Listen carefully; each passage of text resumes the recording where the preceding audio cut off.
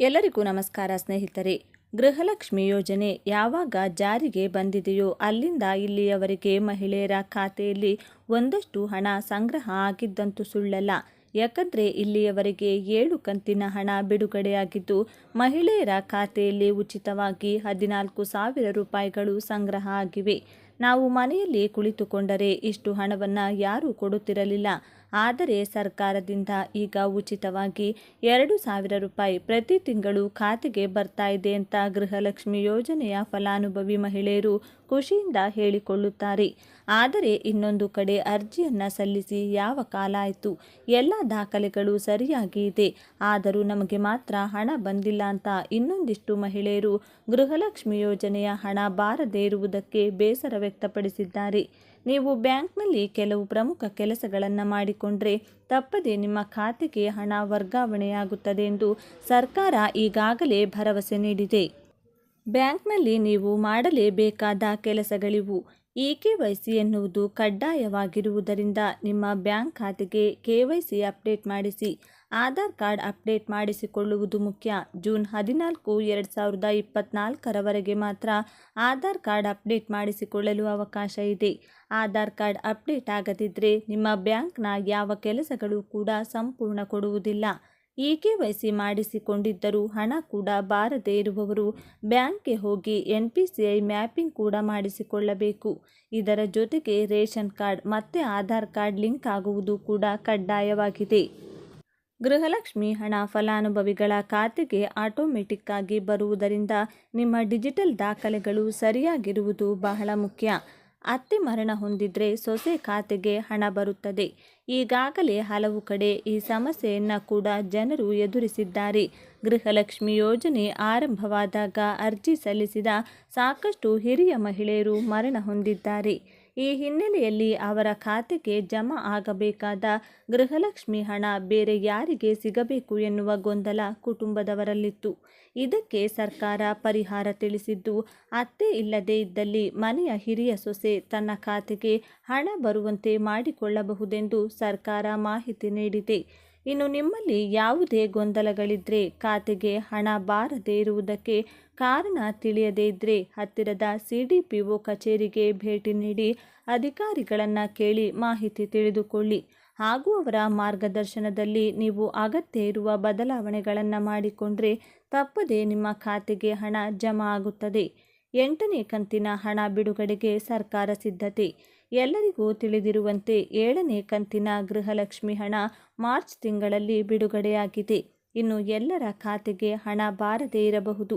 ಆದರೆ ಮಾರ್ಚ್ 31 ಒಳಗೆ 7ನೇ ಕಂತಿನ ಹಣ ಫಲಾನುಭವಿಗಳ ಖಾತೆ ಸೇರುತ್ತದೆ. ಇನ್ನು 8ನೇ ಕಂತಿನ ಹಣವು ಕೂಡ ಸದ್ಯದಲ್ಲಿಯೇ ಬಿಡುಗಡೆಯಾಗಲಿದ್ದು, ಏಪ್ರಿಲ್ ಮೊದಲ ವಾರದಲ್ಲಿ ನೀವು ಗೃಹಲಕ್ಷ್ಮಿ ಯೋಜನೆಯ 8ನೇ ಕಂತಿನ ಹಣವನ್ನು ನಿರೀಕ್ಷಿಸಬಹುದು. ಕೊನೆಗೂ ರಾಜ್ಯದ ಮುಖ್ಯಮಂತ್ರಿ CM ಸಿದ್ದರಾಮಯ್ಯನವರು ರೈತರಿಗೆ ಬಂಪರ್ ಗುಡ್ ನ್ಯೂಸ್ ಕೊಟ್ಟಿದ್ದಾರೆ. ರೈತರ ಸಾಲ ಮನ್ನಾ ಮಾಡಿ ಅಧಿಕೃತವಾಗಿ ಆದೇಶ ಹೊರಡಿಸುವ ಮೂಲಕ ರೈತರಿಗೆ ಭಾರಿ ದೊಡ್ಡ ಬಂಪರ್ ಗಿಫ್ಟ್ ಕೊಟ್ಟಿದ್ದಾರೆ. ನೀವು ಕೂಡ ರೈತರಾಗಿದ್ದರೆ ಅಥವಾ ರೈತ ಕುಟುಂಬಕ್ಕೆ ಸೇರಿದವರಾಗಿದ್ದರೆ ತಪ್ಪದೇ ಈ ವಿಡಿಯೋವನ್ನು ಈಗಲೇ ಲೈಕ್ ಮಾಡಿ. ಹಾಗೂ ಸಾಲ ಮನ್ನಾ ಎಷ್ಟು ಮಾಡಲಾಗಿದೆ, ಹೇಗೆ ಮಾಡಲಾಗಿದೆ, ಯಾರ ಸಾಲ ಮನ್ನಾ ಆಗಿದೆ ಎನ್ನುವ ಕಂಪ್ಲೀಟ್ ಮಾಹಿತಿಯನ್ನು ತಿಳಿದುಕೊಳ್ಳಲು ವಿಡಿಯೋವನ್ನು ಕೊನೆವರೆಗೂ ನೋಡಿ. ರಾಜ್ಯದ ಸಹಕಾರ ಸಂಸ್ಥೆ ಮೂಲಕ ಸಾಲ ಪಡೆದು ದಿನಾಂಕ 31/12/2023 ಸುಸ್ತಿಯಾಗಿರುವ ಮಧ್ಯಮಾವಧಿ ಹಾಗೂ ದೀರ್ಘಾವಧಿ ಕೃಷಿ ಮತ್ತು ಕೃಷಿ ಸಂಬಂಧಿತ ಸಾಲಗಳ ಅಸಲು ಪಾವತಿಸಿದ್ದಲ್ಲಿ ಅದರ ಮೇಲಿನ ಬಡ್ಡಿಯನ್ನು ಮನ್ನಾ ಮಾಡುವ ಬಗ್ಗೆ ರಾಜ್ಯ ಸರ್ಕಾರ ಅಧಿಕೃತ ಆದೇಶ ಹೊರಡಿಸಿದೆ. ಸರ್ಕಾರದ ಆದೇಶದಲ್ಲಿ ರಾಜ್ಯದ 223 ತಾಲೂಕುಗಳನ್ನು ಬರಪೀಡಿತ ಪ್ರದೇಶಗಳೆಂದು ಘೋಷಿಸಲಾಗಿದೆ.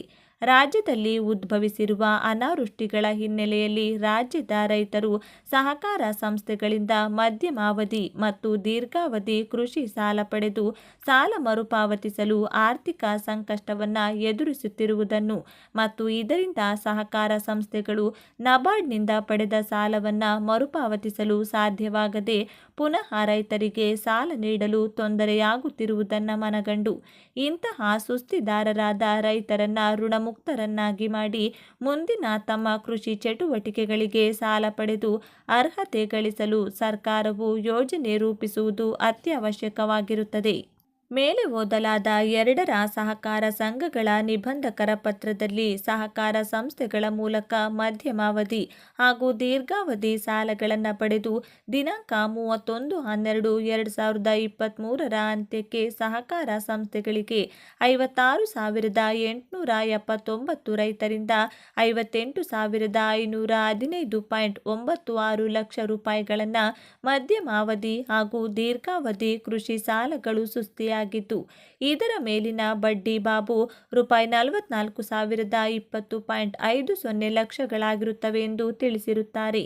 ಪ್ರಸ್ತಾವನೆಯಲ್ಲಿ ವಿವರಿಸಿರುವ ಅಂಶಗಳ ಹಿನ್ನೆಲೆಯಲ್ಲಿ ರೈತರು ರಾಜ್ಯದ ಸಹಕಾರ ಸಂಘಗಳು ಅಂದರೆ ಪ್ರಾಥಮಿಕ ಕೃಷಿ ಪತ್ತಿನ ಸಹಕಾರ ಸಂಘಗಳು, ಲ್ಯಾಂಪ್ ಸಹಕಾರ ಸಂಘಗಳು, ಜಿಲ್ಲಾ ಕೇಂದ್ರ ಸಹಕಾರ ಬ್ಯಾಂಕುಗಳು ಮತ್ತು ಪ್ರಾಥಮಿಕ ಸಹಕಾರಿ ಕೃಷಿ ಮತ್ತು ಗ್ರಾಮೀಣಾಭಿವೃದ್ಧಿ ಬ್ಯಾಂಕುಗಳಿಂದ ಸಾಲ ಪಡೆದು ದಿನಾಂಕ 31/12/2023ಕ್ಕೆ ಸುಸ್ತಿಯಾಗಿರುವ ಮಧ್ಯಮಾವಧಿ ಮತ್ತು ದೀರ್ಘಾವಧಿ ಕೃಷಿ ಮತ್ತು ಕೃಷಿ ಸಂಬಂಧಿತ ಸಾಲಗಳ ಕಂತುಗಳ ಅಸಲನ್ನು ದಿನಾಂಕ 29/2/2024 ಸಂಬಂಧಪಟ್ಟ ಪತ್ತಿನ ಸಹಕಾರ ಸಂಘ ಅಥವಾ ಬ್ಯಾಂಕುಗಳಿಗೆ ಪೂರ್ತಿಯಾಗಿ ಮರುಪಾವತಿಸಿದ್ದಲ್ಲಿ ಈ ಮೊತ್ತಕ್ಕೆ ಬಾಕಿ ಇರುವ ಬಡ್ಡಿಯನ್ನು ಮನ್ನಾ ಮಾಡಲು ಮತ್ತು ಈ ರೀತಿ ಮನ್ನಾ ಮಾಡಿದ ಬಡ್ಡಿ ಮೊಬಲಗನ್ನು ಸಹಕಾರ ಸಂಘಗಳಿಗೆ ಸರ್ಕಾರವು ಭರ್ತಿ ಮಾಡಲು ಈ ಕೆಳಕಂಡ ಷರತ್ತುಗಳಿಗೊಳಪಟ್ಟು ಮಂಜೂರಾತಿ ನೀಡಲಾಗಿದೆ. ಷರತ್ತುಗಳು: ಈ ಸೌಲಭ್ಯವು ರೈತರು ಪ್ರಾಥಮಿಕ ಕೃಷಿ ಪತ್ತಿನ ಸಹಕಾರ ಸಂಘಗಳು, ಲ್ಯಾಂಪ್ ಸಹಕಾರ ಸಂಘಗಳು, ಜಿಲ್ಲಾ ಕೇಂದ್ರ ಸಹಕಾರ ಬ್ಯಾಂಕುಗಳು ಮತ್ತು ಪ್ರಾಥಮಿಕ ಸಹಕಾರಿ ಕೃಷಿ ಮತ್ತು ಗ್ರಾಮೀಣಾಭಿವೃದ್ಧಿ ಬ್ಯಾಂಕುಗಳಿಂದ ಸಾಲ ಪಡೆದು ದಿನಾಂಕ 31/12/2023ಕ್ಕೆ ಸುಸ್ತಿಯಾಗಿರುವ ಮಧ್ಯಮಾವಧಿ ಮತ್ತು ದೀರ್ಘಾವಧಿ ಕೃಷಿ ಮತ್ತು ಕೃಷಿ ಸಂಬಂಧಿತ ಸಾಲಗಳಿಗೆ ಮಾತ್ರ ಅನ್ವಯವಾಗುತ್ತದೆ. ಈ ಯೋಜನೆ ಕೃಷಿಯೇತರ ಸಾಲಗಳಿಗೆ ಅನ್ವಯವಾಗುವುದಿಲ್ಲ ಮತ್ತು ಮೇಲೆ ತಿಳಿಸಿರುವ ಸಂಸ್ಥೆಗಳನ್ನು ಹೊರತುಪಡಿಸಿ ಇತರೆ ಸಹಕಾರ ಸಂಸ್ಥೆಗಳಲ್ಲಿ ಪಡೆದ ಸಾಲಗಳಿಗೆ ಅನ್ವಯಿಸುವುದಿಲ್ಲ.